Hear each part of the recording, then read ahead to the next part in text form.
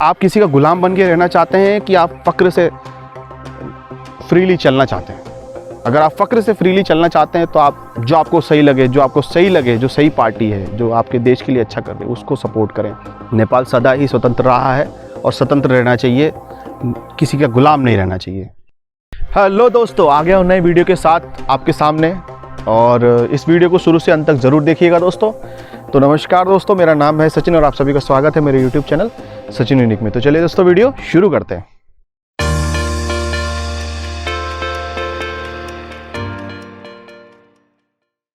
तो दोस्तों आज की वीडियो में हम जो विषय में बात करने वाले हैं, ये जो विषय है बहुत ज़्यादा सेंसिटिव ही है और इस प्रकार की परेशानियां नेपाल में बहुत ज़्यादा हो रही थी।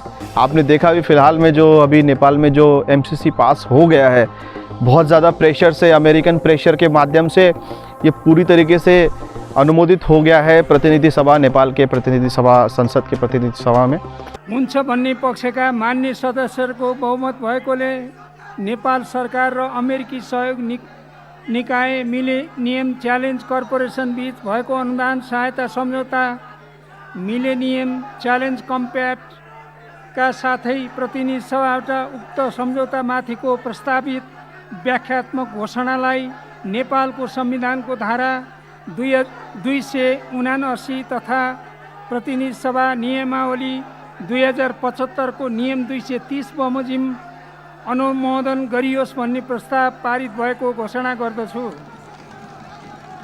मान्य सदस्यहरू, अर्को बैठक 2078 साल फागुन 18 गते बुधबार दिनको 1 बजे बस्ने गरी यो बैठक स्थगित हुन्छ। तो अब हम इसके विषय में दोस्तों बहुत गहन बात करने वाले हैं कि ये सिनारियो अभी ही क्यों बनी, मतलब ये जो सिचुएशन है ये अभी क्यों बना। अभी आप देख रहे हैं दुनिया में क्या हो रहा है दोस्तों, दुनिया में युद्ध चल रहा है। खैर ये एक प्रकार का छोटा सा युद्ध है पर ये बड़े लेवल पे नहीं गया है अभी। एक प्रकार से देखें तो ये एक रिएक्शन टाइप की युद्ध चल रही है रूस और यूक्रेन के बीच में। अब आप देखिए, एक तरफ यूक्रेन को सपोर्ट करते हुए अमेरिका ने उसको आगे बढ़ा दिया और रूस ने उसके ऊपर आक्रमण कर दिया। अब आप दोस्तों इस चीज़ को समझिएगा कि MCC पास तो हो गया है नेपाल में, क्या अब MCC के माध्यम से ये जो एशिया पैसिफिक स्ट्रेटेजी है अमेरिका की, इसकी मदद से, ये तो आपको पता ही है कि काउंटर देने के लिए, चाइना को काउंटर देने के लिए ये एक स्ट्रेटेजी बनाई हुई थी जिसके अंतर्गत ये MCC नाम का एग्रीमेंट था और MCC के माध्यम से अमेरिका जो चाइना को काउंटर देगा। अब आप बिल्कुल सेम सिनारियो जो यूरोप में चल रहा है दोस्तों, आप देख सकते हैं जो यूरोप में चल रहा है वही सिनारियो अब अमेरिका काउंटर देने के लिए, किसको, चाइना को देने के लिए ये MCC के संबंध में आगे आ गया है।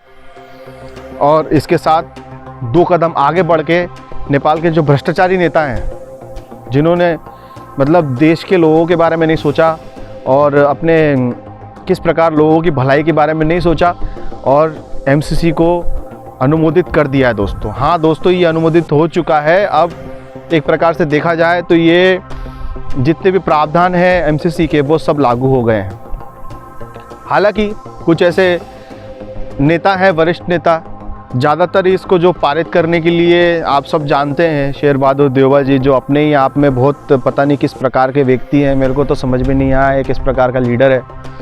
इस व्यक्ति ने बहुत ज़्यादा एड़ी चोटी का बल लगा के सारे सांसदों को जुटा के कैसे भी करके इसको पारित करवा दिया। देखिए, डेमोक्रेसी मानता हूँ, डेमोक्रेसी में आप सब भी जानते होंगे, हम भी समझते हैं डेमोक्रेसी में लोगों को कहने का अधिकार है, परंतु ऐसी डेमोक्रेसी किस काम की जो देशभक्ति के आड़े आ जाए।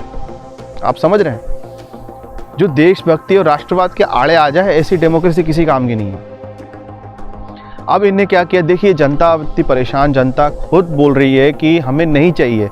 जब जनता जनार्दन ने कह दिया कि नहीं चाहिए MCC, तो ये कौन होते हैं इनको अमेरिका से MCC लेने की ज़रूरत पड़ गई, MCC पे अनुमोदन करवाने का ज़रूरत पड़ गया। किसने कहा था उनको एग्रीमेंट पे साइन करने के लिए? देखिए, अमेरिका तो सारे देशों से अपना फ़ायदा उठाने के लिए वो तो आया ही है। वो सारे छोटे छोटे देश को उठाता है, देखता है कौन किसके पास अच्छी संपदा है, कौन हमारे रणनीति में काम आएगा, कौन कौन जो उसके साथ में खड़ा रहेगा, वो तो चुनता है। एक प्रकार से आप समझ लीजिए उसके पास पूरी लिस्ट है और वो चिट फेंकता है, देखता है कि कौन सा देश हमारा काम का है। अब आप देखिए, अब 3,700 करोड़ की जो अनुदान राशि की बात कर रहे हैं, ये किसको ज़रूरत है? अमेरिका से क्यों चाहिए? जब नॉर्थ में, उत्तर में चाइना है, दक्षिण में भारत है, इन दोनों के साथ मिलकर के ही इतना विकास हो रहा है। और कुछ यूरोपियन कंट्रीज़ हैं, वो सब इतना साथ दे रही हैं। तो ये अमेरिका कहाँ, ये इसके पास जाकर के अपना ये बिल्कुल नतमस्तक हो जाते हैं अमेरिका के सामने जा कर के। वो कौन सा बहुत बड़ा देश है? अब आप देख रहे हैं, इतना बड़ा देश नहीं है। आज दुनिया में युद्ध की कगार है। रूस और यूक्रेन आज लड़ रहे हैं, किसकी वजह से? सिर्फ एक देश की वजह से, वो है अमेरिका।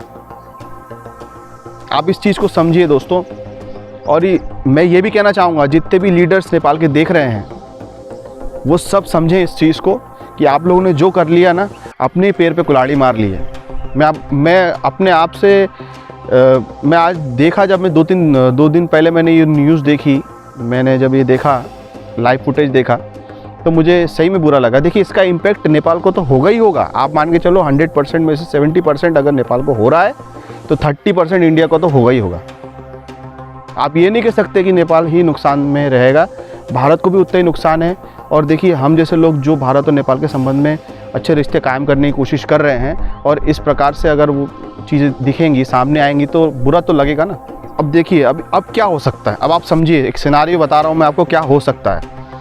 अब देखिए, MCC लागू हो ही गया, ठीक है, संविधान के ऊपर है, पर कुछ फर्जी लीडरों ने, पर कुछ फेक लीडर्स ने, जो सिर्फ लोगों के लिए करना चाहते हैं, बोलते हैं, और लोगों के लिए करते नहीं हैं, उन तथाकथित लीडरों ने यह कहा है कि संविधान के ऊपर ये MCC नहीं है, और कल को अगर सेना अमेरिका भेजता है तो तभी हम अपनी संधि, ये जो संधि है वो खारिज कर देंगे। इस प्रकार की बातें उनने की।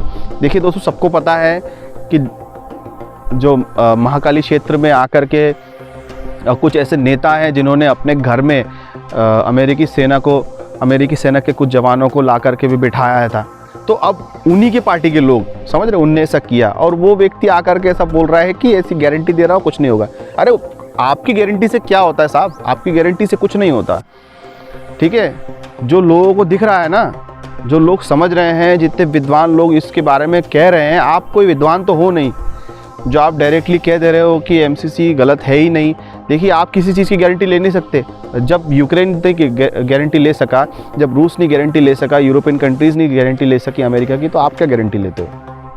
आज देख रहे हो, सेम सिनारियो है। अब यूरोप में देखिए युद्ध हो रहा है, अब एशिया में भी वैसी स्थिति पैदा हो रही है। कल को देखिए, MCC की कारण, अब देखिए सैन्य अड्डे बनाएगा अमेरिका। सैन्य अड्डे कैसे होंगे? डायरेक्ट सैन्य अड्डे नहीं होंगे। पहले क्या होगा? अब मिलिट्री एक्सरसाइज होंगी अमेरिका और नेपाल की। देखिएगा, देखते जाइएगा, अमेरिका की और नेपाल की मिलिट्री एक्सरसाइज होंगी। 2-4 टुकड़ियाँ आकर के रहेंगी कैंपों में।